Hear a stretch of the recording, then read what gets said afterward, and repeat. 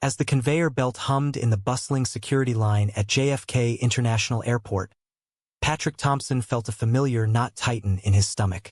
He was a trans man in his late 20s, finally heading home after a grueling business trip, but the body scanner's insistent beep shattered the routine. "Sir, step aside for additional screening," the TSA agent barked, his eyes narrowing in suspicion, unaware that what they were about to uncover would unravel a web of secrets that shocked not just the officers, but Patrick's entire world. Patrick had always been meticulous about his transitions, both the physical one that aligned his body with his identity and the emotional ones that came with navigating a society still grappling with acceptance. Born in a small conservative town in Texas, he had fled to New York City 5 years ago, seeking anonymity and freedom. There, he met Jamie Reyes, a charismatic graphic designer with a laugh that could light up the dimmest room.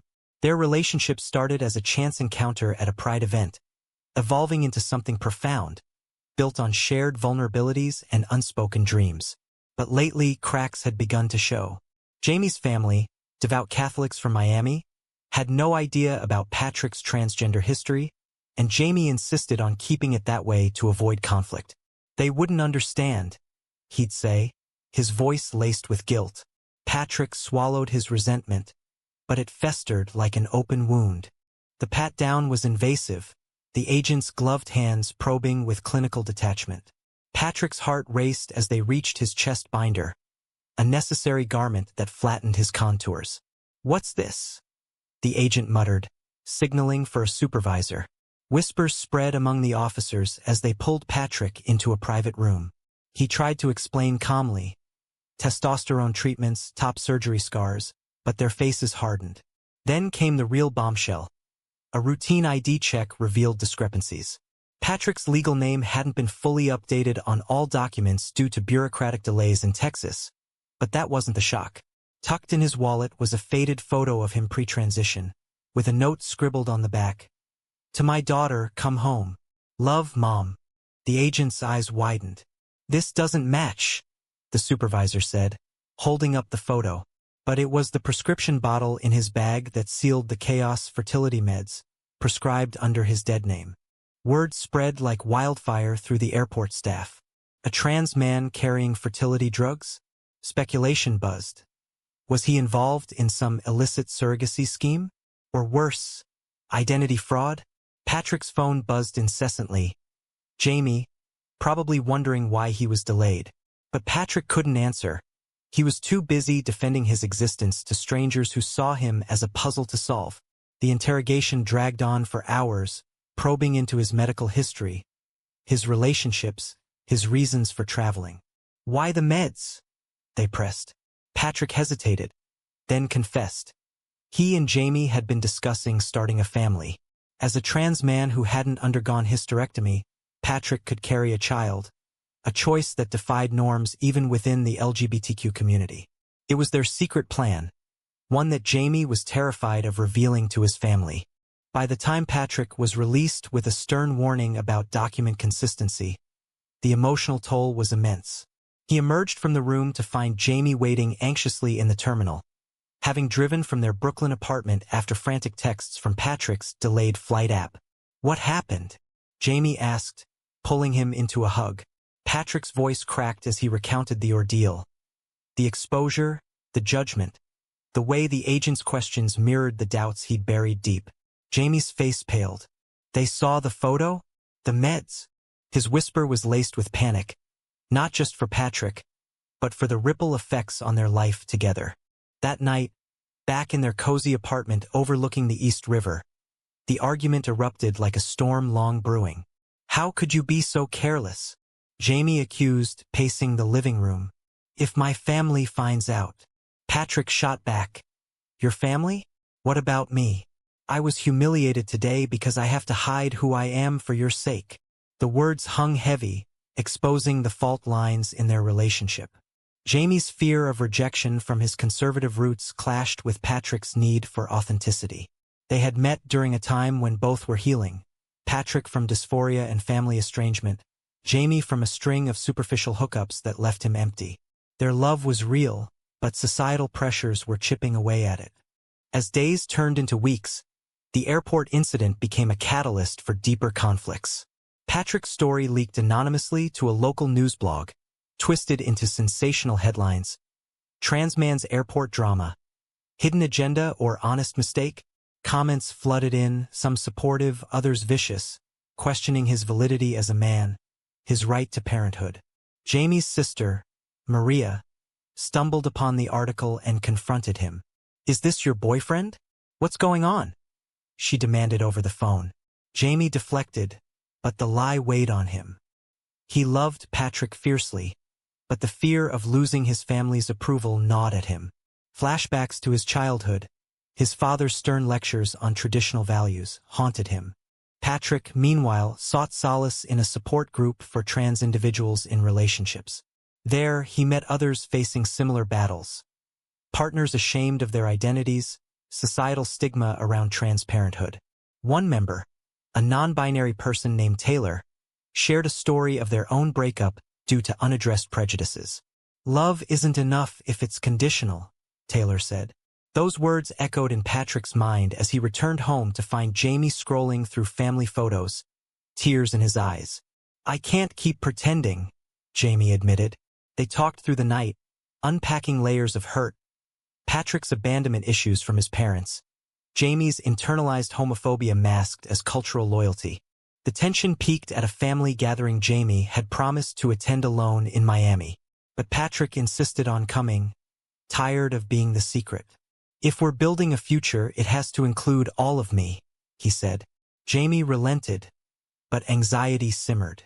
At the airport, ironically the same one where it all began, security was uneventful this time, but the real test awaited in Florida. Upon arrival, Jamie's family welcomed them warmly at first, unaware of the undercurrents. Dinner was a minefield. Casual questions about their relationship veered into dangerous territory. "So, Patrick, where are you from?" Jamie's mother asked innocently. Patrick answered truthfully, but when the conversation turned to kids, the fertility meds incident resurfaced in his mind. Maria, having pieced things together from the news, pulled Jamie aside. "He's trans? And you're okay with that?" Her tone was a mix of concern and disbelief. The confrontation exploded in the living room. Jamie's father, a retired military man, thundered about natural order and family values. Patrick stood his ground, voice steady. "Love doesn't fit your boxes, sir, but it's real." Jamie, caught in the crossfire, finally spoke up. "Dad, I love him. All of him." The room fell silent, the weight of his words shifting the dynamic. But not everyone was convinced. His father stormed out, leaving a fracture that might never heal. Back in New York, the couple navigated the fallout. Jamie's family ties strained, with some members reaching out in tentative support, others withdrawing. Patrick's confidence grew, but so did his doubts about their compatibility. Was Jamie's defense genuine or born of the moment? Society's judgments amplified their internal struggles. Friends debating trans rights at parties. Media portraying their story as a cautionary tale. As months passed, they attended therapy, delving into the emotional core of their bond. Patrick shared his fears of inadequacy, Jamie his guilt over past silences. A turning point came when Patrick decided to pursue parenthood openly, joining online forums where trans men shared birthing stories. Jamie, inspired, began advocating subtly within his circles, challenging prejudices. Yet not all wounds mended easily. A heated argument arose when Jamie hesitated to post a photo of them at Pride. "Are you ashamed?" Patrick asked, tears streaming. Jamie's response was raw. "No, I'm scared, but I'm trying." Their love persisted, fragile yet resilient, amid ongoing societal debates on gender, family, and acceptance. The ripple effects of the airport incident extended beyond their personal lives, seeping into professional realms. Patrick worked as a software engineer at a progressive tech firm in Manhattan, where inclusivity was touted in glossy brochures. But when the news story gained traction, whispers circulated in the office. Colleagues who once praised his coding prowess now eyed him with curiosity or pity. During a team meeting, a coworker jokingly referenced airport adventures, masking ignorance with humor. Patrick forced a smile, but inside, rage bubbled. He confronted his boss later, demanding sensitivity training. "This isn't entertainment. It's my life," he said. The company obliged, but the damage lingered, highlighting how even woke environments harbored subtle biases. Jamie, freelancing from home, faced his own battles. A client, upon discovering the story through social media, canceled a major project, citing distractions. Jamie's portfolio suffered, forcing him to question if outing their relationship publicly was worth the cost. "We're just trying to live," he vented to Patrick one evening over takeout. Patrick nodded, but his mind wandered to the support group, where stories of discrimination were commonplace. Taylor, now a friend, invited them to a rally for trans rights, emphasizing collective action.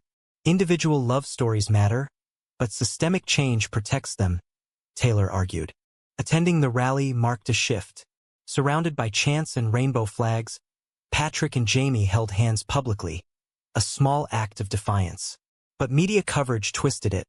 Headlines screaming "Airport Scandal Couple Joins Protest," turning their vulnerability into spectacle. Online trolls descended, questioning Patrick's manhood and Jamie's sexuality. "Is he really gay if he's with a trans guy?" One comment read, igniting debates on forums. Friends defended them, but the exhaustion mounted. Family dynamics evolved unevenly. Jamie's mother called sporadically, her conversations laced with awkward attempts at understanding. "I read an article about transgender people," she'd say, fumbling through facts. His father remained distant, sending curt texts about weather instead of emotions. Patrick's own parents, whom he hadn't spoken to in years, reached out via a mutual acquaintance. "We saw the news. Are you okay?" The message read. Patrick debated responding, torn between closure and self-preservation. "They disowned me once," he told Jamie. "Do I risk it again?" The decision came during a quiet weekend getaway to the Catskills. Amid hiking trails and crisp air, they discussed futures unfiltered. "If we have a kid, I want them to know both families, if possible," Patrick said. Jamie agreed, vowing to bridge gaps. Upon returning, Patrick drafted a letter to his parents, outlining his journey without apology. The response was mixed. His mother expressed regret, his father silence. It was progress, albeit painful. Societal conflicts intensified when a conservative talk show featured their story as evidence of cultural decay. Pundits debated trans parenthood, with one claiming, "Men can't get pregnant. It's biology." Supporters countered online, sharing scientific explanations and personal testimonies. Patrick and Jamie avoided the spotlight, but it found them. A journalist requested an interview, promising a balanced view. After deliberation, they accepted, hoping to humanize the narrative. The interview aired on a national network, raw and unscripted. Patrick spoke of his transition's joys and struggles, Jamie of loving beyond labels. Viewers responded variably, emails of solidarity mixed with hate mail. One letter from a young trans teen thanked them. "You give me hope." It reaffirmed their bond, but also underscored the stakes. As winter approached, holiday seasons amplified tensions. Jamie's family invited them for Christmas, a tentative olive branch. Patrick hesitated, recalling past judgments. "What if it's a trap?" he worried. Jamie reassured him, but doubts persisted. The trip south was fraught with anticipation. At the airport, now a symbol of their trials, security passed smoothly, but emotional scans revealed unresolved fears. Dinner in Miami was civil, conversations skirting sensitive topics. But when Jamie's father pulled Patrick aside, the moment turned pivotal. "I don't understand it all," he admitted gruffly. "But your family now." Tears welled as Patrick nodded, a fragile alliance forming. Yet, Maria's lingering skepticism hinted at ongoing battles. Returning home, they reflected on growth. "We've come far," Jamie said, squeezing Patrick's hand. But external pressures loomed. A proposed bill in Texas restricting trans healthcare threatened Patrick's access to meds. They joined advocacy efforts, channeling personal pain into purpose. Intimacy deepened through shared activism. Late nights strategizing campaigns brought them closer, reminding them why they fell in love. Yet, a new conflict arose. Jamie's job offer in San Francisco, promising stability but relocation. "What about our life here?" Patrick asked, fearing upheaval. Debates ensued, weighing pros and cons. Patrick's career was rooted in New York, his support network vital. Jamie argued for fresh starts, but Patrick saw it as evasion. Are we running from problems or toward solutions? The question hung, testing their commitment. The job offer became a litmus test for their relationship's resilience. Jamie viewed it as an opportunity to escape the shadow of the airport scandal, which still haunted his online presence. "In California, we can blend in," he said optimistically. Patrick, however, felt anchored to New York, the city that had witnessed his rebirth. "Blending in means hiding again," he countered. Their discussions turned heated, revealing deeper insecurities. Jamie admitted fearing stagnation. Patrick confessed dreading abandonment. Seeking perspective, they consulted their therapist, Dr. Elena Vargas, a specialist in LGBTQ couples. "Conflicts like this expose values," she noted. "What matters most, security or authenticity?" Sessions unearthed patterns. Jamie's tendency to prioritize family harmony, Patrick's insistence on radical honesty. Homework assignments, writing letters to each other's fears, fostered empathy. Jamie wrote to Patrick's fear of rejection, "I'll choose you every time." Patrick responded to Jamie's anxiety, "Change doesn't erase us." Meanwhile, societal debates raged on. A Supreme Court case on trans rights dominated headlines, with amicus briefs citing stories like theirs. Activists invited them to speak at a webinar, amplifying their voices. "Our love challenges norms," Patrick said during the event, his words resonating with thousands. Backlash followed, protests outside their building by anti-trans groups. Police intervened, but the intimidation shook them. Friendships provided solace. Taylor organized a game night, where laughter drowned out worries. "You're icons now," Taylor teased, but beneath the jest, support was genuine. One friend, a cis-gay man named Marcus, shared his own coming-out story, drawing parallels. Society evolves slowly, but love pushes it forward. The relocation decision loomed as Jamie's deadline approached. A compromise emerged, a trial period in San Francisco with Patrick commuting. But doubts persisted. During a walk in Central Park, Patrick proposed instead. "Marry me," he said impulsively, ring from his pocket. A simple band symbolizing endurance. Jamie's yes was tearful, but the joy was tempered by uncertainty. Wedding planning intertwined with advocacy. They chose a small ceremony in Brooklyn, inviting select family. Jamie's parents attended hesitantly, his father's presence a milestone.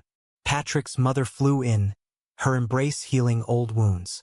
Vows exchanged amid cheers, promising unwavering support. Honeymoon in Hawaii offered respite, beaches and sunsets rekindling passion. But reality intruded via emails. The Texas bill passed, restricting Patrick's fertility options. Panic set in. "What if we can't have kids now?" Patrick fretted. Jamie consoled him, researching alternatives in progressive states. Upon return, Jamie deferred the job, prioritizing their family plans. They consulted a fertility specialist, navigating the emotional maze of IVF. Tests confirmed Patrick's viability, but societal stigma loomed. Online forums buzzed with opinions. Trans men parenting, heroic or selfish? A new conflict arose when Jamie's employer retracted flexibility, forcing a choice. "Stay or go?" Jamie asked. Patrick, inspired by their vows, suggested compromise, remote work trials. It worked temporarily, but strains showed. Media interest revived with a documentary pitch on trans families. They agreed, hoping to educate. Filming captured raw moments, arguments, reconciliations, humanizing their journey. Airing sparked national dialogue, with polls showing shifting attitudes. Yet, personal tolls mounted. Patrick experienced dysphoria flares during treatments, questioning his choices. Jamie supported him, but burnout crept in. A weekend retreat focused on self-care reignited their spark. As treatments progressed, positive news, implantation success. Joy overflowed, but complications arose. Societal judgments intensified. A family member's offhand comment at a gathering, "But who's the real dad?" ignited fury. Patrick defended, "We both are." Community rallied, organizing baby showers with inclusive themes. But external threats persisted. A hate crime nearby reminded them of vulnerabilities. Through it all, their bond strengthened, forged in fire. "We've faced worse," Jamie said, holding Patrick close. Pregnancy brought unforeseen challenges, blending physical changes with emotional upheavals. Patrick's body, once a battleground for identity, now nurtured life. A paradox he embraced and resented. Morning sickness hit hard, compounded by dysphoria. "I feel like a traitor to myself," he confided in therapy. Dr. Vargas validated, "Your manhood isn't defined by biology." Jamie adapted, attending prenatal classes, learning to affirm Patrick's gender amid shifts. Societal scrutiny amplified. The documentary's release drew acclaim and criticism. Supporters praised their courage. Detractors labeled it propaganda. Social media campaigns emerged, Trans Dads Matter trending positively, but countered by boycotts. At work, Patrick faced microaggressions. A colleague's motherly glow comment stung. He advocated for policy changes, leading workshops on inclusivity. Family integrations deepened. Jamie's father, softening over time, sent baby gifts with notes, "For my grandson." Patrick's parents visited, bridges mending slowly. Yet, old prejudices surfaced, his father's awkward questions about roles. Patience tested, but progress evident. A health scare midway, spotting prompting bed rest, heightened fears. Jamie took leave, caring tirelessly. "I can't lose you," he whispered. The crisis bonded them, reminding of fragility. Community support shown. Taylor coordinated meal trains. Marcus offered legal advice on parental rights. Advocacy continued. They testified against discriminatory bills, voices amplified. As due date neared, preparations intensified. Nursery setup symbolized hope, neutral colors, affirming decor. But anxiety peaked. What if society rejects our child? Patrick worried. Jamie reassured, "We'll teach them resilience." Labor came unexpectedly, a whirlwind of pain and determination. At the hospital, staff trained in trans care provided dignity. Jamie held Patrick's hand through contractions, their love an anchor. The birth, a healthy boy named Eli, filled the room with cries and tears. Holding him, Patrick felt complete. "Our miracle," Jamie said. Postpartum adjusted realities. Sleepless nights tested patience, but joy prevailed. Media followed up, portraying their family positively, influencing opinions. Conflicts lingered. Jamie's career stalled, resentment brewing. "I sacrificed for us," he said during a spat. Patrick acknowledged, promising balance. Eli's milestones brought delight. First smiles easing burdens. Family visits normalized, grandparents doting despite past tensions. A year later, reflecting on the journey, from airport humiliation to family fulfillment, they marveled at growth. Yet societal debates raged, with new laws threatening rights. Their story inspired others, but questions remained about sustainability. Raising Eli in a world still divided on LGBTQ families presented ongoing trials. Playgroup interactions revealed biases. A parent's sidelong glance, a whispered, "Two dads." Patrick addressed it head-on, educating gently. "Families come in all forms," he'd say. Jamie, now freelancing successfully remotely, balanced fatherhood with advocacy, blogging about their experiences to foster understanding. Professional lives stabilized. Patrick advanced at work, leading diversity initiatives. Jamie's designs incorporated inclusive themes, gaining acclaim. But personal strains emerged. Eli's health issues, a minor allergy, amplified worries. "What if we're not enough?" Jamie confessed. Support groups for queer parents provided tools reinforcing community. Societal shifts occurred gradually. Polls showed increasing acceptance of trans parenthood, partly due to stories like theirs. They spoke at conferences, sharing triumphs and pitfalls. Backlash persisted, online harassment prompting security measures, but resilience grew. Family bonds solidified. Holidays blended traditions, Jamie's parents hosting with warmth, Patrick's joining virtually at times.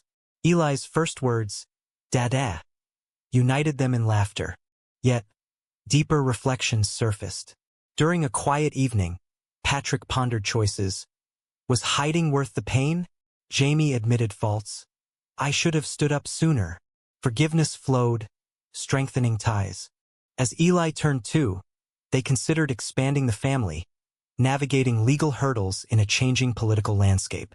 Advocacy intensified, lobbying for protections. Their love, tested repeatedly, emerged unbreakable. From airport shock to familial bliss, the path was arduous but rewarding. In the end, amidst evolving norms, one question lingers. Is society truly ready to embrace families that challenge traditional definitions, or are acceptance gains merely superficial?